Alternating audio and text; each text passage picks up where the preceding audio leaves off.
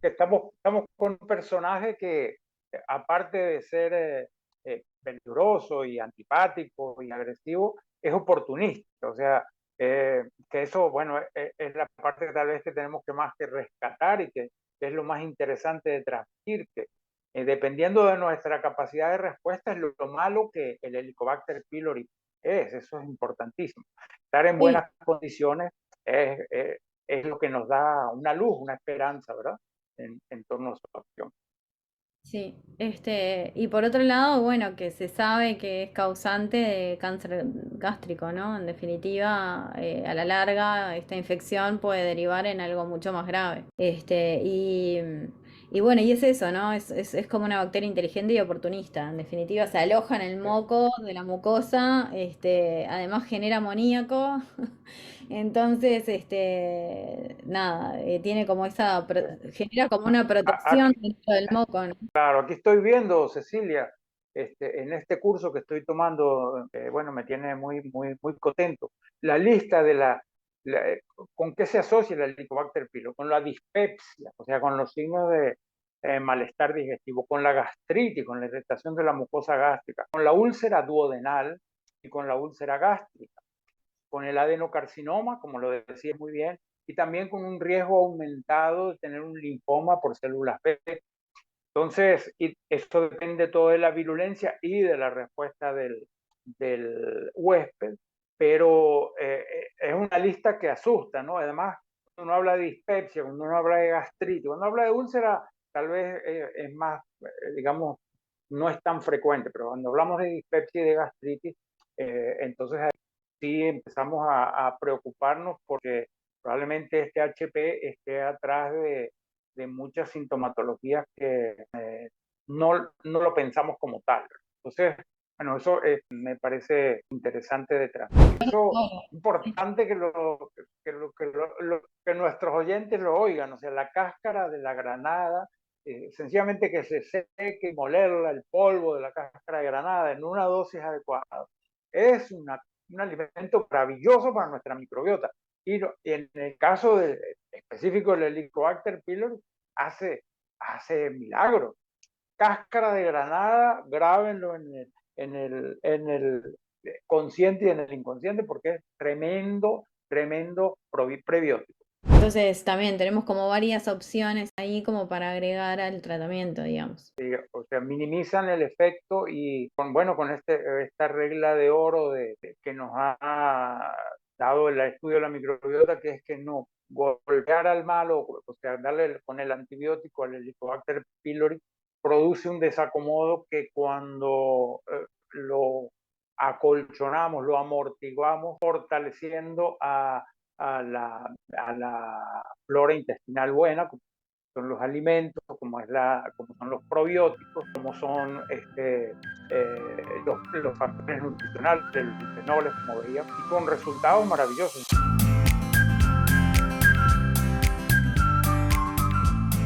Buen día, Miguel, ¿cómo estás? Buen día, Cecilia, buen día. Bueno, aquí listos para hablar del Helicobacter pylori, como se lo conoce en la literatura científica, ¿no? HP. HP HP. también HP quiere decir Quiere decir varias horsepower, que cosas. es muy conocido. Y en los países de habla hispanoparlantes, HP quiere decir otra cosa, ¿verdad? Y que esa Exacto. otra cosa le aplica muy bien al Helicobacter pylori, porque es un germen bastante antipático, ¿no? En su comportamiento. Yo Sí. quedé muy sorprendido, Cecilia, con el Helicobacter pylori, que bueno, que hay registros desde miles de años de que existía y que lo tenemos en el tracto gastrointestinal, que bueno, aparentemente es un germen que crece gram negativo, que crece, bueno, en ambiente microaerofílico, ¿verdad? O sea que él con poquito oxígeno puede vivir bien, este, y que tiene diferentes formas diría yo, de virulencia, o sea que hay diferentes cepas que unas nos enferman y otras no. Yo pensé que el Helicobacter pylori era muy poco frecuente, pero hay estadísticas que dicen que 50% de los 8.000 millones, a 4.000 millones de seres humanos, estamos colonizados por el Helicobacter pylori. Hay países que tienen muy pocos, hay países que no tienen. Un dato interesante que tuve es que en Colombia, en Chile y en Paraguay, más del 70% de la población es positiva para el Helicobacter pylori. Pero bueno, ¿qué quiere decir eso? Que seamos reactivos, que sea una contaminación, que el Helicobacter pylori sea tan prevalente, que esté sea tan frecuente en la población. ¿Y qué consecuencias nos trae? A ver, danos luz sobre eso, Cecilio, cuéntanos. Bueno, primero creo que hay que distinguir dos cosas, ¿no? Uno siempre tiene que tener en cuenta que hay lo que tú decías, ¿no? Hay diferentes cepas y hay cepas más virulentas que otras, y esos serían como, bueno, los factores de la bacteria, ¿no? Los determinantes en esta enfermedad. Pero en definitiva también depende mucho de los factores del huésped, ¿no? De los factores de cómo agarra la persona. Porque en definitiva, bueno, hay algunos estudios que dicen que también si uno tiene un huésped, si la persona está sana y tiene todo su sistema y su tubo gastrointestinal sano, es muy difícil que la bacteria haga estragos, digamos, como los puede hacer en otras personas. Entonces, como que se tienen que dar ambas cosas, ¿no? Que sea una de las cepas de Helicobacter, bueno, más virulentas y además agarrar a una persona bueno, que no tenga esa capa mucosa en buen estado y que un montón de factores.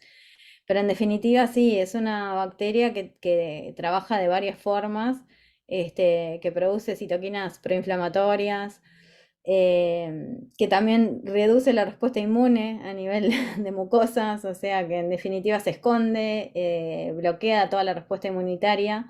Entonces, y por otro lado, bueno, es como prolifera y daña, ¿no? Toda la mucosa y además se esconde en la mucosa, genera hipocloridria, o sea, es como actúa como de varias formas, digamos. Es inversamente proporcional, digamos, a la atrofia de la mucosa gástrica. Entonces, claro, es como muy difícil una vez que la tenés, también lidiar con ella, ¿no? Y bueno, y ni que O hablar sea, que o sea de que estamos con un personaje que, aparte de ser peligroso y antipático y agresivo, es oportunista. O sea, que eso, bueno, es la parte que tal vez que tenemos que más que rescatar y que es lo más interesante de transmitir, que dependiendo de nuestra capacidad de respuesta es lo malo que el Helicobacter pylori eso es importantísimo. Estar en sí, buenas condiciones es, es lo que nos da una luz, una esperanza, ¿verdad? En torno a su acción. sí, y por otro lado, bueno, que se sabe que es causante de cáncer gástrico, ¿no? En definitiva, a la larga, esta infección puede derivar en algo mucho más grave. Este, y, y bueno, y es eso, ¿no? Es como una bacteria inteligente y oportunista. En definitiva, se aloja en el moco de la mucosa, además genera amoníaco. Entonces, nada, tiene como genera como una protección Aquí, dentro del moco, ¿no? claro, aquí estoy viendo, Cecilia, en este curso que estoy tomando, bueno, me tiene muy contento. La lista con qué se asocia el Helicobacter pylori, con la dispepsia, o sea, con los signos de malestar digestivo, con la gastritis, con la irritación de la mucosa gástrica, con la úlcera duodenal y con la úlcera gástrica, con el adenocarcinoma, como lo decía muy bien, y también con un riesgo aumentado de tener un linfoma por células B. Entonces, esto depende todo de la virulencia y de la respuesta del huésped, pero es una lista que asusta, ¿no? Además, cuando uno habla de dispepsia, cuando uno habla de gastritis, cuando uno habla de úlcera, tal vez es más, digamos, no es tan frecuente, pero cuando hablamos de dispepsia y de gastritis, entonces ahí sí empezamos a preocuparnos porque probablemente este HP esté atrás de muchas sintomatologías que no lo pensamos como tal. Entonces, bueno, eso me parece interesante de transmitir. Sí, incluso, bueno, digamos, la infección por Helicobacter pasa por varias fases, ¿no?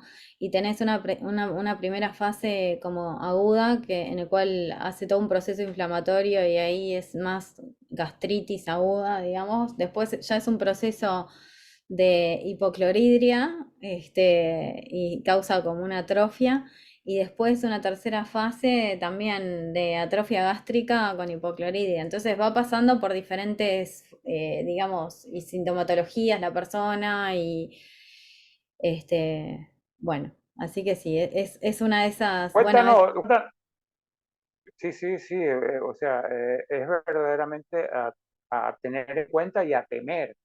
Ahora, dime, Cecilia, en cuanto al diagnóstico, ahí hay varios métodos y hay muchas dudas bueno, y solapamientos.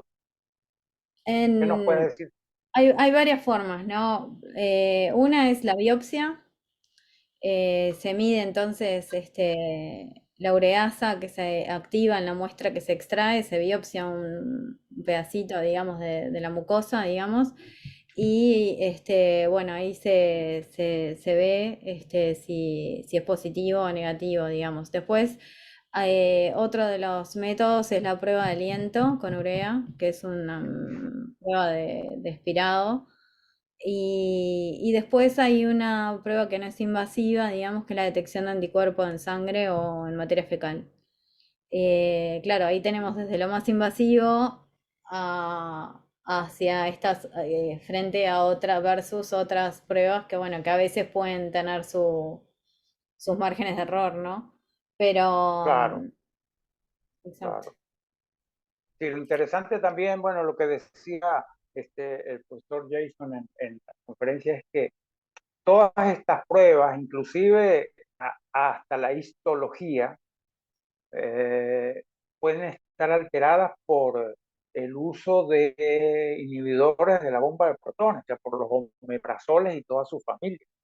Que si uno está tomando inhibido, por ejemplo, omeprazol, el estudio histológico, el estudio de la urea, prácticamente todos los métodos diagnósticos pueden dar resultados erróneos, ¿verdad?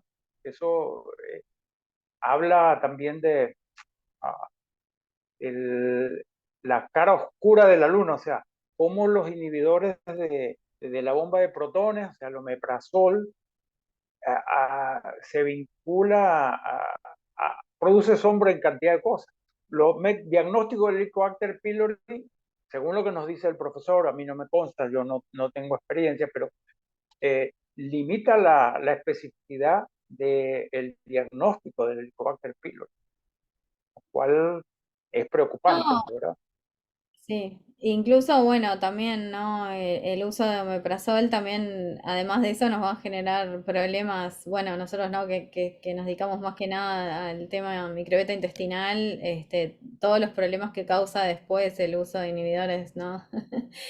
De cambios en el ácido Sí, gástrico, de mala digestión de proteínas y cómo eso después termina siendo, como desequilibrios más adelante, ¿no? En la parte intestinal.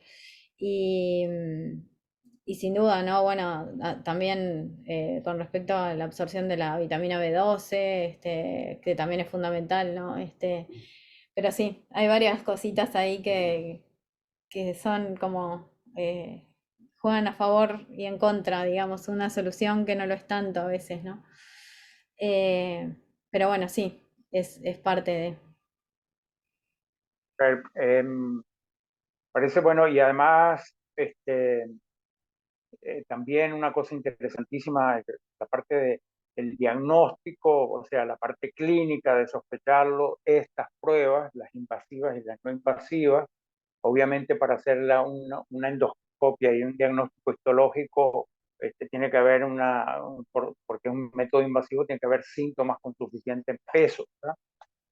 Pero una vez hecho el diagnóstico, Cecilia, ¿qué, ¿cuál es el tratamiento? ¿Cómo el tratamiento alopático convencional con antibióticos, los diferentes perfiles, etcétera, que se utiliza mucho desde que se descubrió, porque el Helicobacter pylori tiene solo 40 años, ¿no? En 1983 fue que primera vez se asoció el Helicobacter pylori con la gastritis. O sea que es es una bacteria que se ha descubierto, a pesar de que no, está con nosotros, nos causa problemas hace miles de años, la ciencia la ha incorporado desde el año 1983. Y desde que se descubrió y se empezaron a hacer los tratamientos con antibióticos, también la literatura dice que la efectividad de erradicando, o sea, sacando al Helicobacter pylori de nuestro intestino, ha bajado dramáticamente, ha desarrollado resistencia. Entonces sería bueno que nos comentaras un poquito, Cecilia, sobre el tratamiento convencional y sobre lo que es nuestro tema y de interés también de nuestros oyentes y obviamente de la nueva perspectiva de ver cómo el tratamiento con la consideración de la microbiota y el apoyo naturopático minimiza los daños del tratamiento alopático y creo que es importante que lo abundemos en eso. ¿No crees? Sí, claro, bueno, primero vamos a contarles un poco cuál es el tratamiento convencional, ¿no? O alopático. En definitiva, es una terapia que consiste en agregar, bueno, uno de estos inhibidores de la bomba de protones, omeprazol, lansoprazol, todos ellos, más dos antibióticos, en general la amoxicilina o cloritromicina, y en algunos casos incluso hay una terapia cuádruple con el uso de tres antibióticos, ¿no? Entonces, claro, el problema que está teniendo este tipo de, digamos,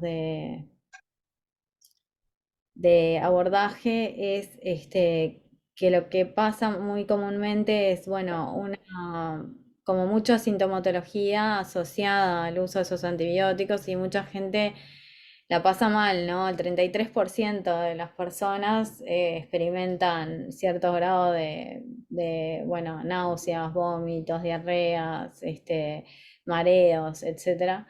Y no todos terminan el tratamiento, ¿no? A veces no lo toleran bien. Y después, también, obviamente, a raíz de ese tratamiento hay como, bueno, también problemas asociados a largo plazo, digamos, que son causados por cómo actúan esos medicamentos en la microbiota intestinal también, ¿no? Entonces, eso, bueno, como que el uso de antibióticos a largo plazo tiene un montón de consecuencias también y esto es como, y además, otra de las cosas que pasa es que, bueno, hay un cierto porcentaje que se vuelve como, bueno, resistente a estos antibióticos y, bueno, vuelve a resurgir, ¿no? Vuelve a recaer, entonces es como un ciclo que a veces tienen que pasar como por varias etapas de estas. Entonces, un poco, Sí, creo que sí, que por porque eso a veces sí es bueno buscarle como, bueno, algunas cosas que puedan complementar estas terapias o ayudar o bueno, o un mirar. dato interesante, Cecilia, me impactó mucho y casualmente tuvimos, bueno, una paciente muy cercana que es producto de esto, un efecto a largo plazo de los antibióticos. Y es que suprime prácticamente una bacteria que se llama el Oxalobacter formigene, que es Sí, la bacteria que digiere los oxalatos. Los oxalatos es lo que comemos en los vegetales verdes. Fundamentalmente, la espinaca de Popeye es la campeona de los oxalatos de los verdes, ¿no?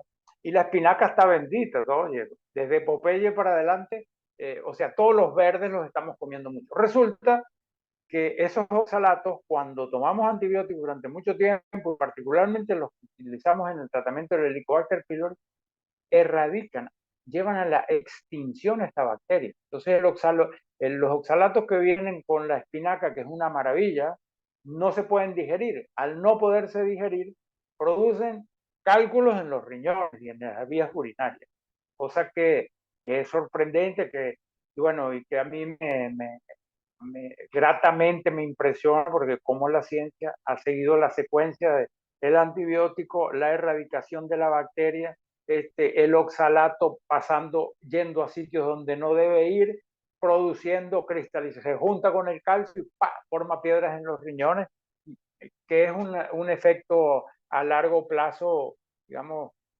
bueno, de los más, diría yo, de los más ingenuos, porque la verdad que la alteración de la microbiota por los antibióticos eh, genera otra serie de consecuencias que no se vinculan directamente, como aumento de cáncer, aumento de depresión, disminuir la capacidad cognitiva, que hay estudios recientes que están mostrándonos un punto que era totalmente desconocido para nosotros. Consecuencias de un tratamiento antibiótico prolongado para el Helicobacter pylori. Bueno, es algo que no... Uf, vamos a entrar entonces a ver cómo mitigamos eso, Cecilia. Bueno, exacto. Por eso es que a veces se buscan, digamos, no tienen por qué ser tampoco como alternativas, ¿no? En definitiva, nadie quiere, estamos todos de acuerdo en que es una bacteria que no hay que dejar que prolifere, que no hay que dejarle estar, Ese es un punto importante, porque hay algunos que dicen que no hay que tratar, pero parecería que hay un acuerdo en la comunidad científica que cuando hay Helicobacter pylori, sí tenemos que erradicarlo, ¿verdad? Que hay que sacarlo. Eso sin duda, es sin importante duda. que quede claro. Sí, Entonces, sí, sí, sí. sí, sin duda. Entonces, claro, una vez bueno, que se detectó, que se sabe que está ahí, sí, no hay otra ruta que eliminarla. Pero bueno, lo que se ha visto también, y hay algunos estudios que sugieren que, bueno, que se puede tanto acompañar la terapia convencional con el uso de alimentos, herbales, bueno, incluso probióticos muy estudiados también para erradicar esta bacteria. Y que eso en su conjunto actuaría mejor, como que los resultados serían aún mejores que solamente el tratamiento con los antibióticos. Y bueno, incluso, bueno, se podrían también incluir estas terapias, bueno, con alternativas previo al tratamiento de antibióticos y bueno, ver si se erradicó y si no, bueno, seguir con la terapia convencional bueno, o en simultáneo o un apoyo posterior, porque también todas estas, digamos, alternativas justamente actúan mejorando diferente, no solamente actúan erradicando Helicobacter, sino que también mejoran tanto la microbiota como, bueno, diferentes sistemas, ¿no? Entonces, el apoyo, hay algunas, digamos, dentro de lo que son alimentos que son bastante interesantes y tienen como todos sus estudios atrás, como por ejemplo el té verde, ¿no? El té verde que ya lo hemos mencionado varias veces antes. Lo que se sabe es que, bueno, que en cierto grado inhibe el crecimiento y la adhesión de la Helicobacter, digamos, a la mucosa. Entonces, eso es algo a sumar a esta terapia o incluso, bueno, como parte de algo en conjunto, digamos. Eso sería una de las puntas de todo esto. Otra es el uso de El té cranberries. verde es maravilloso. Adelante, adelante. No, otro es el uso de cranberries o de arándanos rojos, que también inhibe, digamos, el crecimiento, inhibe también que se adhiera al tejido. Bueno, los cranberries también están muy estudiados, hacen más o menos lo mismo con la Escherichia coli, ¿no? A nivel de todo lo que es el tracto urinario en mujeres. Eso está bien estudiado, al apoyo con arándanos rojos. Justamente por eso, por esa inhibición de la adhesión, digamos, de la bacteria a las mucosas. Y en este caso actuarían igual a nivel del estómago, entonces de las células gástricas.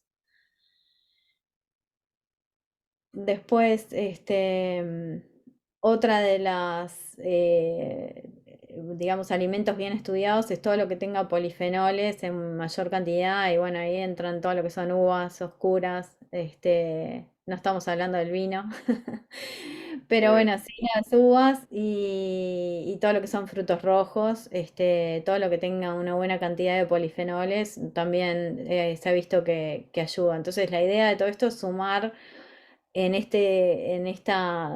proponernos unas semanas, digamos, sumando todos estos alimentos a diario, que ayudan justamente a inhibir y a frenar la adhesión de la bacteria al, al tejido.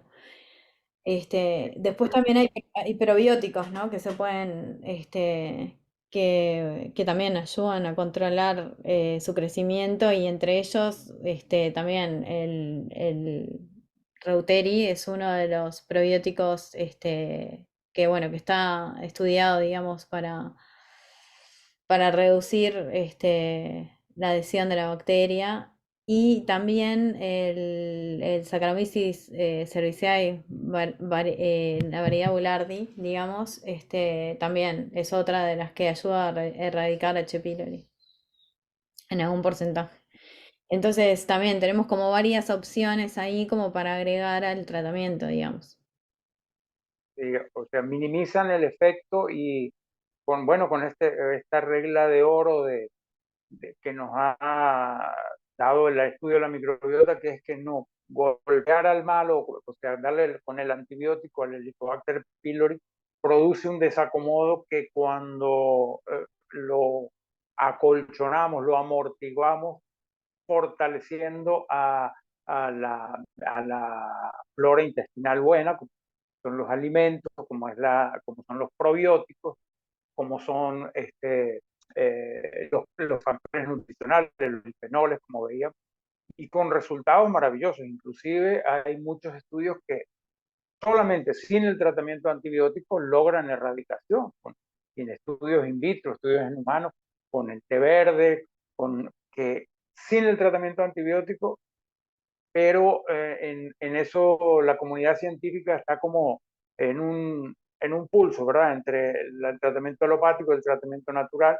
Yo creo que la idea que debemos transmitir y por la que debemos trabajar es que debe haber una complementación entre lo que es el tratamiento alopático convencional con los antibióticos, con la bomba de protones y el apoyo que puede dar el tratamiento naturopático.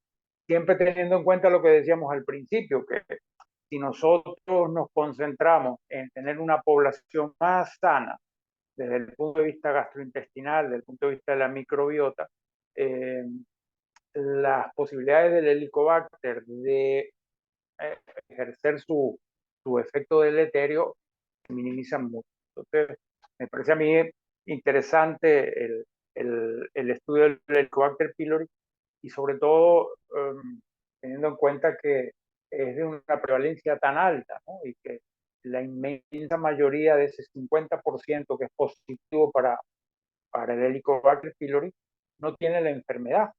O sea, 4.000 millones de seres humanos están positivos para el Helicobacter pylori sin tener los síntomas. Es bueno hacer conciencia de eso para que con nuestros hábitos, con nuestra alimentación, no respondamos solo cuando aparece la enfermedad, sino que estemos previniendo, estemos Y sí, trabajando desde el lado de anticiparnos, ¿verdad?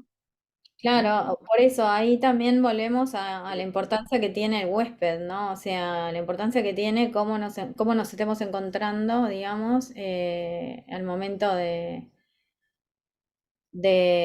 estar infectados, digamos, ¿no? No es lo mismo en una persona que tiene un potencial inflamatorio, que una persona que no. O sea, no va a hacer el mismo estrago la bacteria. Y también tener en cuenta que también hay hay herbales que también inhiben el crecimiento de Helicobacter, como por ejemplo la cáscara de granada, que también es una de las cosas que tiene mucha investigación en cuanto a ser antibacterial, antifúngico, eh, incluso promueve y además promueve el crecimiento de bacterias buenas. Entonces también ahí son cosas que de repente se pueden usar dentro de ese maletín que tenemos aparte como para, eh, digamos, hacer en conjunto con la terapia de antibióticos, digamos. Pero bueno, eso, bueno, hay algunos... Tantos años tirando a la basura las cáscaras de la granada, ¿verdad? Y resulta que es un oro en polvo para nuestra microbiota. Eso es importante que nuestros oyentes lo oigan. O sea, la cáscara de la granada, sencillamente que se seque y molerla, el polvo de la cáscara de granada en una dosis adecuada, es un alimento maravilloso para nuestra microbiota. Y en el caso específico del Helicobacter pylori, hace milagros.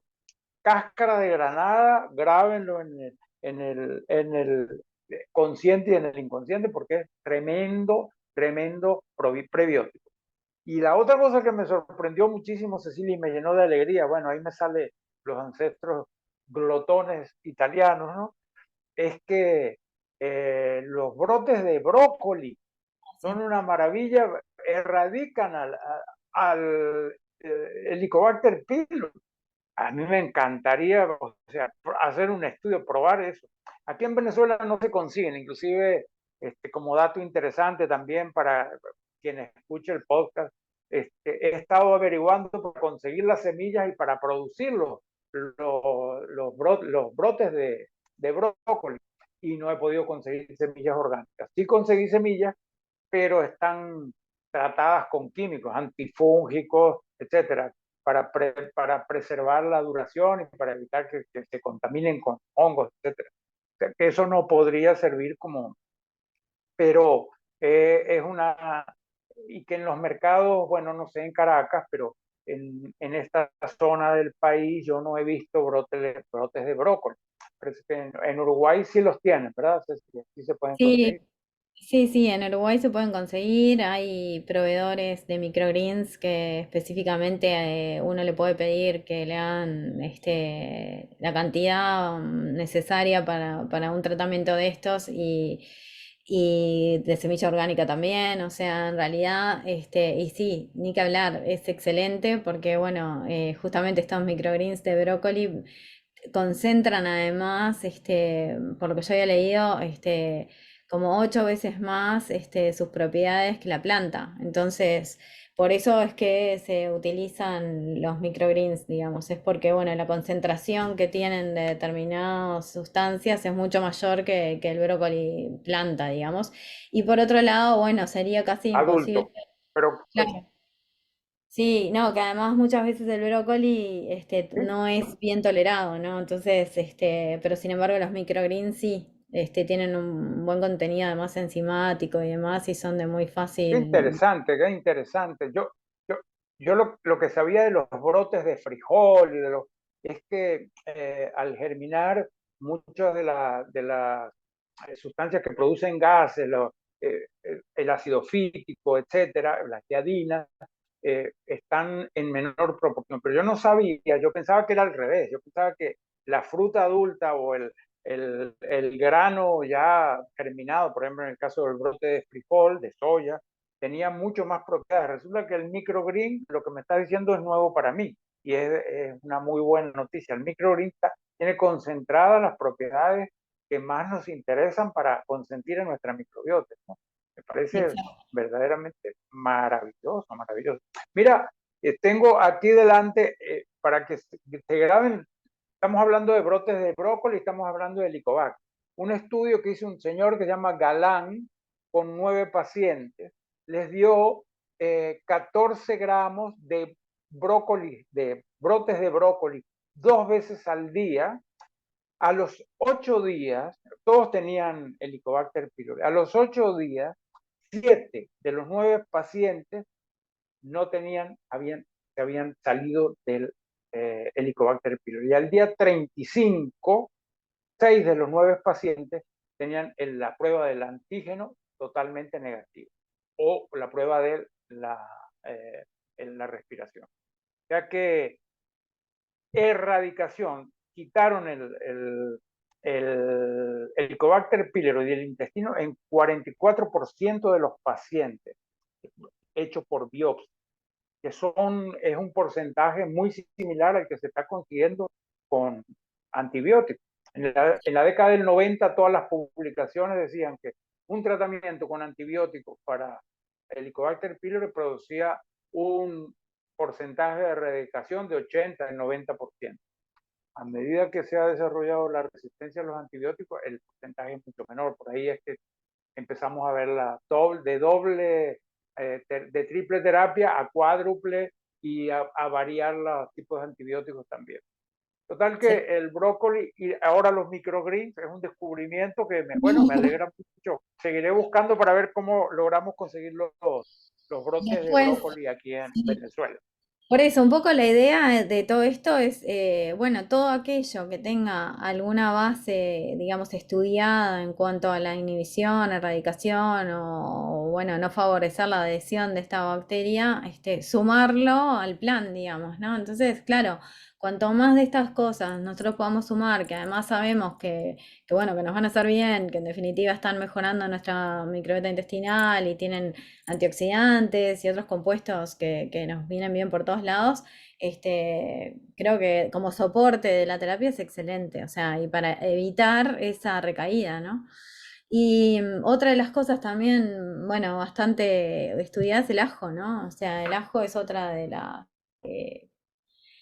hay un estudio consumiendo 2 dientes de ajo medianos por 3 días que también tiene como una buena, digamos, un buen resultado, con un 66% de erradicación también. Así que bueno, es otra de las cosas que podemos agregar a este plancito, digamos, diferentes Sí, sí, el ajo, imagínate qué maravilla. La recomendación que podemos dar es que hagan hacer tratamiento con la pareja, entonces no hay problema de aliento ni nada. Se hace tratamiento los dos preventivo y erradicamos. Muy bueno, No, sí, también se consiguen suplementos de ajo desodorizados, o sea, con una buena cantidad. desodorizado. Sí, sí, sí. La, la, la, Bueno, la cúrcuma es otra de las cosas que se pueden sumar, que también en conjunto con la terapia de antibióticos ha tenido como un aumento en la eficacia. Eh, y bueno, y ahí también, bueno, vitamina C, que eso también ya se venía estudiando desde hace un tiempo, el zinc, la lactoferrina, son todas cosas que, bueno, que ayudan también a mejorar, digamos, los resultados y evitar las recaídas, digamos, ¿no? Pero tenemos un arsenal verdaderamente florido, ¿no? De posibilidades de tratamiento natural, o sea, de alimentos que son medicina, que estamos ahí honrando a Hipócrates, ¿verdad? Tenemos una enfermedad, nuestra medicina es nuestro alimento y nuestro alimento es la medicina. Eh, Me parece muy interesante. Y en casos extremos, obviamente, el tratamiento antibiótico cuando hay síntomas está totalmente indicado.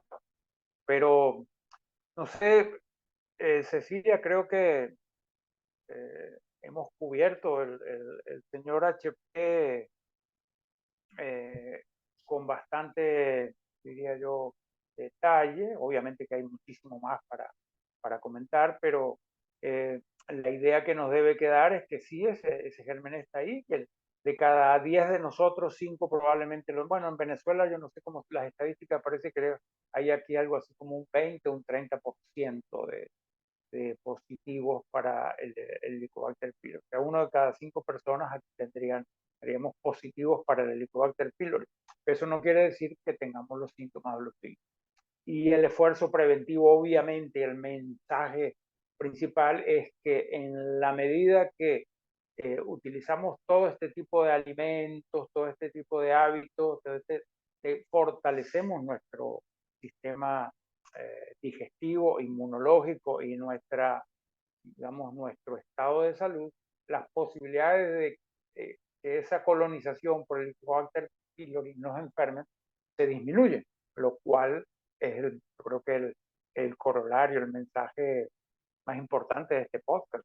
No sé, sí, Cecilia, ¿qué opinas tú? no, yo creo eso, que como ideas clave, justamente, que va mucho más allá del diagnóstico y el tratamiento, ¿no? En definitiva, saber que, bueno, que sí, que estamos todos expuestos al Helicobacter pylori, no a todo el mundo les va a complicar la existencia, sino que depende un poco bueno, de cómo esté la persona previo.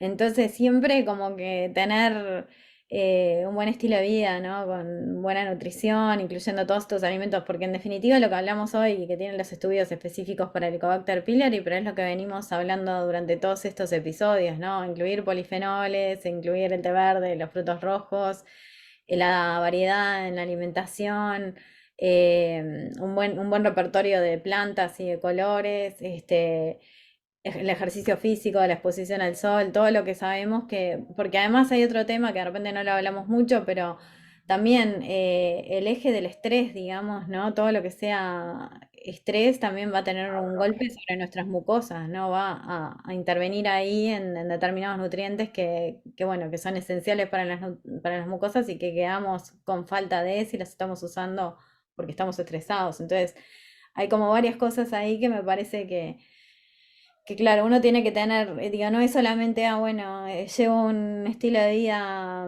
más o menos súper estresado, comiendo mal, me diagnostican H. pylori, entonces tomo antibióticos y a los 3 meses estoy igual y, bueno, sigo en esa movida, sino que bueno, hay todas cosas para hacer previo a eso, hay cosas que si una vez uno tiene el diagnóstico, cambiar eso, y bueno, y seguir por otro camino capaz. Claro, claro. Es como, yo diría que como idea final, la del iceberg, ¿no? El diagnóstico y el tratamiento es la puntica del iceberg que está fuera del agua. Es lo que nos molesta es que cuando nosotros respondemos. Pero en realidad esa puntica, la enfermedad y el tratamiento, nosotros no le evitamos de que aflora, si en toda la estructura que está abajo, que es nuestro estilo de vida, nuestro hábito, nuestra alimentación, nuestro fluir o no fluir con la vida, es lo que nos mantiene sin síntomas, nos mantiene sanos y es el mensaje fundamental de nuestro podcast. Microbioma en la salud y en la enfermedad. La enfermedad es el piquito que está arriba. La salud es todo ese gran trabajo, esa gran posibilidad, esa gran aventura que es la alimentación, que es la alimentación física de polifenoles y de vegetales, y la alimentación emocional, o sea, el estrés, este último punto que trajo Cecilia, es básico, elemental. Estamos en una instancia honrando a Einstein, ¿no? La materia se transforma en energía y la energía en materia. Nosotros comemos todos los arándanos y todos los polifenoles y todos los prebióticos y probióticos del mundo, pero los comemos con un ánimo mal, con una energía mala, con una vida estresada, muy difícil, de daño no nos van a hacer, pero no nos van a hacer mucho bien. Entonces, bueno, cerrando nuestro capítulo con mucha esperanza, esperamos que aclare algunas dudas sobre el Helicobacter pylori, que no genere una preocupación, sino que genere una ocupación y un compromiso por vivir saludable, alimentar saludable y prestar un servicio saludable. Un efecto importantísimo en la lucha contra el estrés, en la lucha por mantener nuestra microbiota sana y que está de más de, diría yo, de olvidado o escondido, es la energía de prestar un servicio, de ayudar al prójimo, tiene un efecto sobre nuestra microbiota increíble. Entonces, bienvenidos a vivir la vida plenamente. Bueno, nos vemos entonces en la próxima. De acuerdo. Hasta la próxima y muchas gracias por su atención.